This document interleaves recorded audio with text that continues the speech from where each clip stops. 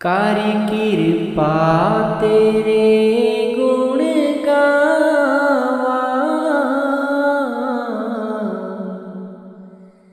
कारी कृपा तेरे गुण गावा। संगत जी, आज बाबा जी ने ब्यास में बिना पाठी जी के सत्संग फरमाया है। आज ब्यास में संगत बहुत ज़्यादा थी और गर्मी भी बहुत ज़्यादा थी। संगत जी, बाबा जी आज स्टेज पर 8:25 के करीब आ गए थे। बाबा जी के स्टेज पर आने से पहले संत चरणदास जी का शब्द प्रेम बराबर जोगना शब्द पढ़ा जा रहा था। जब बाबा जी स्टेज पर आए और दृष्टि डाल रहे थे तो कर कृपा करो प्रभदात उस्तत करा दिन रात शब्द पढ़ा जा रहा था। संगत जी, सत्संग की शुरुआत में बाबा जी ने संत कबीर जी के शब्द की उदाहरण दी और समझाया कि हम आम तौर पर कबीर जी का शब्द सुनते हैं और हमारे अंदर मालिक से मिलने की इच्छा पैदा होती है और इसके लिए हमें कौन सा साधन अपनाना है। हम तो बाहर मुखी हुए बैठे हैं और बाहर मुखी साधनों का अपना दायरा है।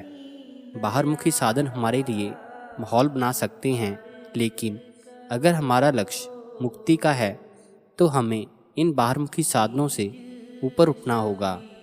संगत जी, फिर बाबा जी ने हजूर महाराज जी की बात बताई कि हजूर महाराज जी ने हमें 40 साल यही समझाया है कि भजन सिमरन करो। क्या हम उनकी बात मान रहे हैं? हम तो अपने आप को सिर्फ शरीर के साथ जोड़कर बैठ गए हैं।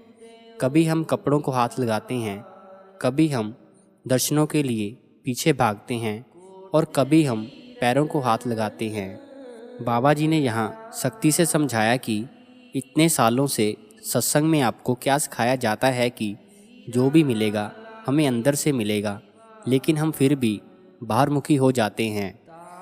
बाबा जी ने आगे फरमाया कि अगर कपड़ों को हाथ लगाने से कर्म खत्म हो जाते तो महापुरखों ने अपने कपड़े पहले ही हमारे सुपुर्द कर देने थे। अगर पैरों को हाथ लगाने से कर्म खत्म हो जाते तो यहाँ सत्संग करने की ज़रूरत क्या थी। मैं अपने पैर नीचे करके बैठ जाया करूँगा और आप लोगों को बोल दिया करूँगा कि पैरों को हाथ लगाओ और जाओ। संगत जी, फिर बाबा जी ने दर्शनों को लेकर हमेशा की तरह समझाया कि दर्शन किए नहीं जाते, दर्शन दिए जाते हैं।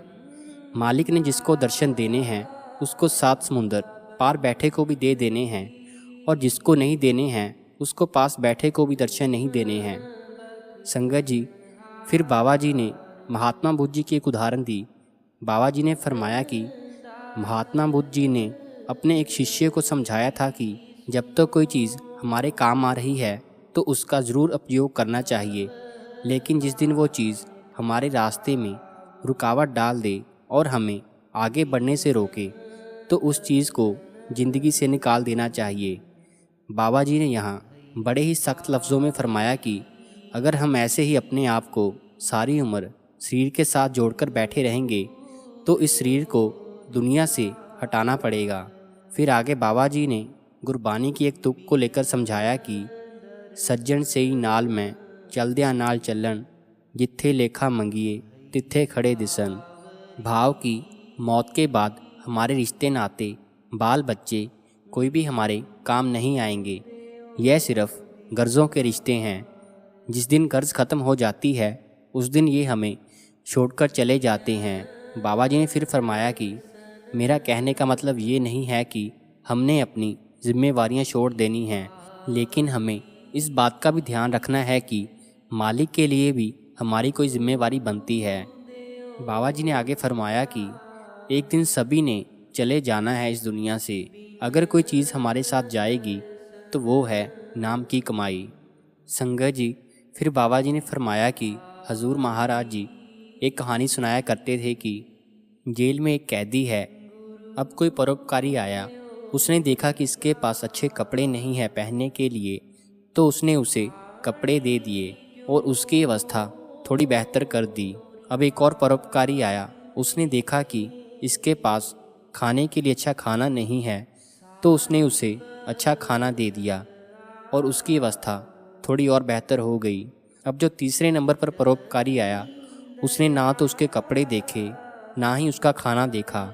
उसने आकर उस कैदी को आज़ाद करवा दिया। बाबा जी ने फिर फरमाया कि अब सबसे बड़ा परोपकार कौन था, जिसने उसकी जेल में अवस्था बेहतर कर दी या फिर जिसने उसको जेल खाने से आज़ाद करवा दिया। बाबा जी ने फरमाया कि हम तो अपनी अवस्था बेहतर बनाने में लगे हुए हैं। संगत जी, बाबा जी ने सत्संग के आखिर में एक बार फिर फरमाया कि अगर हम अपना दायरा शरीर तक ही रखेंगे तो इस शरीर को संसार से जाना पड़ेगा। संगत जी, बाबा जी ने सत्संग करीब 50 मिनट तक फरमाया। सत्संग के आखिर में हमेशा की तरह बाबा जी ने फरमाया कि नानक के घर केवल नाम, उसके घर में सिर्फ नाम की पहचान है, शब्द की पहचान है। बाबा जी ने आगे फरमाया कि अगर हम हजूर महाराज जी की खुशी चाहते हैं तो हमें भजन सिमरन की कमाई करनी पड़ेगी।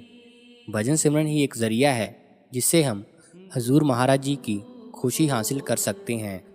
अगर हम अपने गुरु से प्यार करते हैं तो हमें अपनी करनी में ज़ाहिर करना पड़ेगा।